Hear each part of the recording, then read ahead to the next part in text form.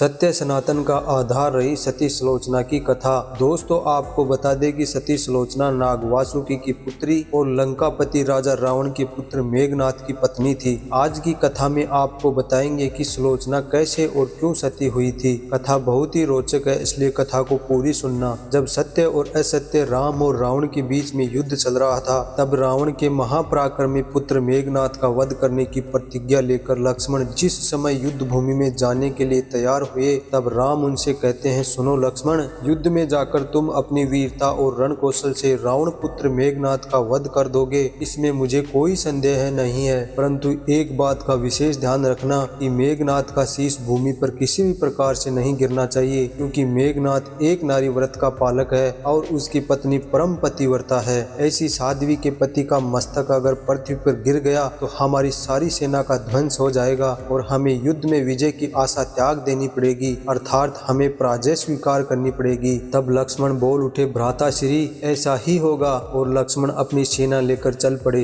युद्ध भूमि में उन्होंने वैसा ही किया। युद्ध में अपने बाणों से उन्होंने मेघनाथ का मस्तक धड़ से अलग कर दिया, पर उसे पृथ्वी पर नहीं गिरने दिया और हनुमान उस मस्तक को रघुनंदन श्री राम के पास ले आए। फिर लक्ष्मण की एक और बाण से मेघनाथ की दाहिनी भुजा कटकर आकाश में उड़ती हुई उसकी पत्नी सुलोचना के पास जाकर गिरी। सुलोचना चकित हो गई। दूसरे ही क्षण अत्यंत दुख से दुखी होकर विलाप करने लगी, पर उसने भुजा को स्पर्श नहीं किया। उसने सोचा, हो सकता है यह भुजा किसी अन्य व्यक्ति की हो और यदि इसको मैं स्पर्श कर लूं तो ऐसी दशा में परपुरुष के स्पर्श का दोष मुझे लगेगा। निर्णय करने के लिए उसने भुजा से कहा, यदि तू मेरे स्वामी की भुजा है तो मेरे पतिव्रत की शक्ति से युद्ध का सारा वृतांत लिख दे। भुजा में सुलोचना ने लेखनी पकड़ा दी। लेखनी ने लिख दिया, प्राण प्रिय, यह भुजा मेरी ही है। युद्ध भूमि में श्री राम के भाई लक्ष्मण से मेरा युद्ध हुआ था। लक्ष्मण ने कई वर्षों से पत्नी, अन्न और निद्रा छोड़ रखी है। वे तेजस्वी तथा समस्त देवीय गुणों से संपन्न हैं। आमने सामने की युद्ध में उनके साथ मेरी एक नहीं चली। अंत में उन्हीं के बाणों से आहत होने से मेरे प्राणों का अंत हो गया और मेरा शीश श्री राम के पास है। पति की भुजा द्वारा लिखित पंक्तियां पढ़ते ही सुलोचना व्याकुल हो गई और विलाप करने लगी। पुत्र वधु के विलाप को सुनकर लंकापति रावण ने आकर कहा, शोक न कर पुत्री,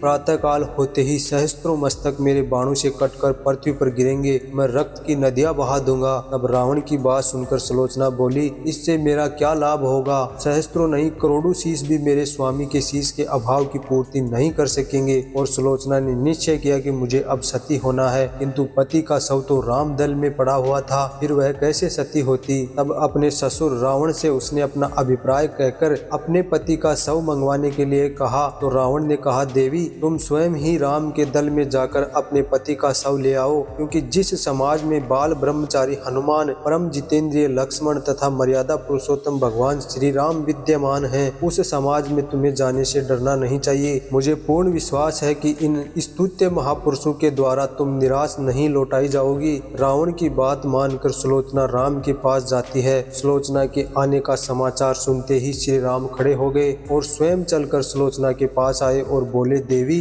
तुम्हारे पति विश्व के अन्यतम योद्धा और पराक्रमी थे। उनमें बहुत से सद्गुण थे, किंतु विधि की लिखी को कौन बदल सकता है? आज तुम्हें इस तरह देखकर मेरे मन में भी पीड़ा हो रही है। सुलोचना भगवान की स्तुति करने लगी। तब श्री राम ने उसे बीच में ही टोकते हुए कहा, देवी, मुझे लज्जित न करो। पतिव्रता की महिमा अपार है, उसकी शक्ति की तुलना नहीं की जा सकती है। मैं जानता हूँ कि तुम परम सती हो। तुम्हारे सतीत्व से तो विश्व भी थर्राता है। बताओ कि मैं तुम्हारी किस प्रकार सहायता कर सकता हूँ? सुलोचना ने अश्रु भरे नयनों से प्रभु की ओर देखा और बोली, हे मर्यादा पुरुषोत्तम राम, मैं सती होने के लिए अपने पति का मस्तक लेने के लिए यहाँ पर आई हूँ। आपसे विनती है कि मेरे पति का मस्तक मुझे लौटा दो। श्री राम ने शीघ्र ही सम्मान मेघनाथ का शीश मंगवाया और सुलोचना को दे दिया। पति का छिन्न शीश देखते ही सुलोचना का हृदय अत्यधिक द्रवित हो गया। उसकी आंखें बड़े जोरों से बरसने लगी। रोते रोते उसने पास खड़े लक्ष्मण की ओर देखा और कहा, सुमित्रा नंदन, तुम भूल कर भी गर्व मत करना कि इनका वध मैंने किया है। मेरे स्वामी को धराशायी करने की शक्ति विश्व में किसी के पास नहीं थी। यह तो दो पतिव्रता नारियों का भाग्य था। आपकी पत्नी भी पतिव्रता है और मैं भी पति चरणों में अनुरक्ति रखने वाली उनकी अनन्य उपासिका हूँ, पर दुर्भाग्य से मेरे पति पतिव्रता नारी का अपहरण करने वाले पिता का अन्न खाते थे और उन्हीं के लिए युद्ध में उतरे थे।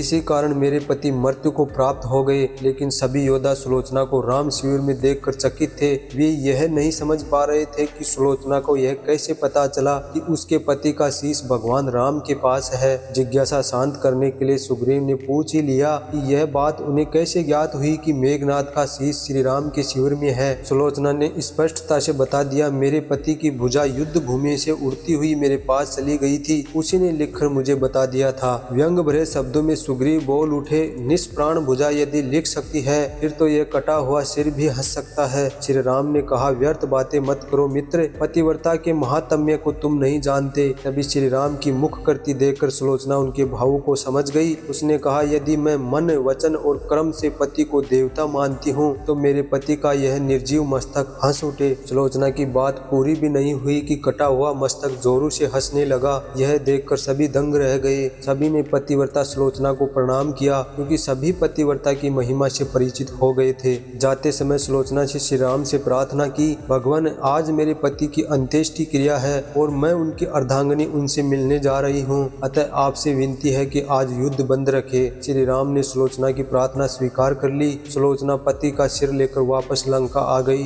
लंका में समुद्र के तट पर एक चंदन की चिता तैयार की गई। पति का शीश गोद में लेकर सुलोचना चिता पर बैठी और धधकती हुई अग्नि में कुछ ही क्षणों में सती हो गई। तो दोस्तों, इस प्रकार सुलोचना सती हुई थी। आज की कथा आपको कैसी लगी कमेंट करके जरूर बताना, और ऐसी ही और भी धार्मिक पौराणिक कथाएं सुनना पसंद करते हो तो हमारे चैनल को सब्सक्राइब जरूर कर लेना।